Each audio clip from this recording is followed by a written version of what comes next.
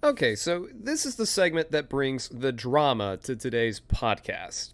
Out of NBC News on June 20th, Colorado Representative Lauren Boebert introduced articles of impeachment against President Joe Biden that would have forced the House floor to vote. Now, the articles offered by Boebert focus on Biden's handling of immigration and the U.S.-Mexico border. Boebert said, quote, President Biden's negligence of duty has resulted in the surrender of operational control of the border to the complete and total control of foreign criminal cartels, putting the lives of American citizens in jeopardy. End quote. The 6-page impeachment resolution argues that Biden has abused his power and is derelict in his duty as president, leading an administration, quote, that has continuously, overtly, and consistently violated federal immigration law by pursuing an aggressive open borders agenda, end quote. However, drafting articles to impeach Joe Biden is nothing new. In the 117th Congress in 2021, Georgia Representative Marjorie Taylor Greene drafted articles within less than a month of Biden taking office. But that one never gained traction in a Democratic majority House. That same year, Boebert also attempted an impeachment effort and failed. Even though times have changed and the GOP has the majority in the House, there's not enough of a majority to move these articles really past the committee. Unlike other impeachment efforts, Boebert utilized a procedural tactic that requires the House to hold a floor vote. By bringing the impeachment to the House floor as a privileged motion, this requires members of Congress to vote yea or nay on its passage. However, leading up to this vote, House Democratic Whip Catherine Clark out of Massachusetts stated in an email that the House is, quote, expected to take a procedure vote on the motion to table the resolution. Passing a motion to table the resolution would essentially block Boebert's impeachment efforts. Boebert eventually, tried to introduce the privilege resolution to the floor on Wednesday and was unsuccessful in getting it passed. It was tabled. But I hear you saying, Jace, a failed impeachment attempt, we get that. What's new? You promised there was going to be drama. Oh yeah, there is. And we're going to be touching on it. But like all good drama, there needs to be just a little bit more backstory. So, story time. Back when I was working in Washington, D.C., many professionals surrounding Capitol Hill had two categories that they put politicians in. There are the doers, and there are the influencers. So the doers are your more policy-focused politicians. They draft legislation and take active strides to grease the wheels of government to get things done, for better or for worse. The influencers, on the other hand, are politicians that simply make noise to garner attention, galvanize support, and get campaign contributions. So, for example, let's reference two totally respectable Texas senators. So, everybody and their mother in this country knows of, or at least has heard about Ted Cruz, whether it be through genuine acts of publicity or Trump touting about spilling the beans on his wife or something. He's got a podcast, he's incredibly active on social media and televised broadcasts. His most notable exploits are through influencing. He's an influencer. His more reserved counterpart, however, John Cornyn, is incredibly active behind the closed doors of Congress and has had a history of getting legislation across the board consistently. Now, he has all the same policy positions and views as Ted Cruz. He just doesn't have a podcast or the presence online. He's a doer. So, wrapping this all up to a head, Representatives Boebert and Greene are influencers through and through. They use their committee hearings to gain sound bites, and they use crazy publicity stunts like, MTG's White Balloon back in, February? Yeah, February. All to gain attention and campaign contributions. There's a reason MTG is one of the biggest fundraisers in the House of Representatives.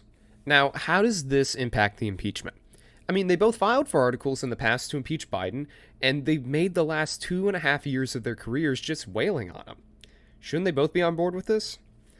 Well, on June 21st, when Boebert failed to get to the floor vote on a resolution, tensions boiled over when the two had a testy exchange on the House floor. Boebert approached Greene, who was initially seated in the chamber, and confronted her about, quote, statements you made about me publicly, end quote. Greene then called Boebert, quote, a little bitch, end quote, and then accused Boebert of having copied articles of impeachment she filed against Biden. Boebert then pushed back at Greene's claim, saying that she had not even read Greene's resolution. Yes. Bring more. So, Nick Dyer, a spokesperson for Greene, confirmed to NBC News that the outlet's characterization of the interaction was accurate. Greene then said, quote, I had already introduced articles of impeachment on Joe Biden for the border and asked her, Boebert, to be the co-sponsor at the time. She didn't. She basically copied my articles and then introduced them and then changed them to a privileged resolution. End quote. Now, this is just another chapter in the growing feud between two sophomore lawmakers that's been brewing since the 2022 midterms. At that time, Republicans had a disappointing outing at the polls, and the two had fundamental disagreements on who to blame and where to go from there. Boebert went on the offensive, claiming that Trump's approach had, to some extent, cost the GOP the midterms, whereas MTG was rather defensive on this point.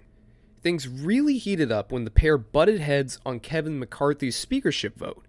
Boebert and the rest of the Freedom Caucus made it their mission to keep McCarthy out of the chair in order to force concessions, while MTG was an ardent supporter for Kevin, even resorting to that stunt on the House floor by showing herself on the phone with Donald Trump ordering that they vote for McCarthy. But let's be clear here. This is not just about fundamental disagreements over leadership. This runs deep into the way that they both, run their games. They both want the same thing. They gain attention and get campaign contributions. Now, what stunt would get the most clout in their campaigning circles? A set of impeachment articles that actually gains some traction and stays alive long enough to get a few weeks or months worth of media coverage. Seeing that it's Greene's identical articles, and it had potential to gain more traction than any of her previous attempts, I'm going to lay it out there, she's jealous. She's pissed that someone is stealing the thunder, and that someone just so happens to be Lauren Boebert, who she has petty beef with. This is just beautiful. It's like I'm back in primary school, and we got to do it.